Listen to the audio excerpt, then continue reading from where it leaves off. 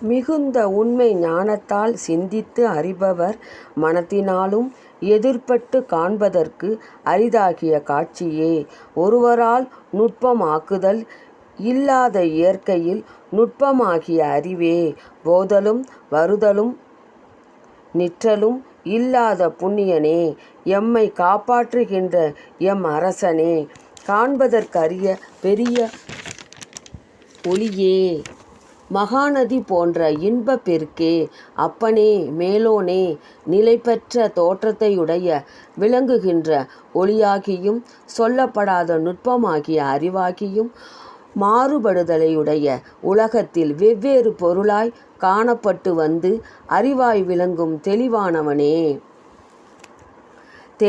தெளிவின் தெளிவே, என் மனத்துள் ஊற்று போன்ற பருகுதற்கு பொருந்திய அமிர்தமே, தலைவனே,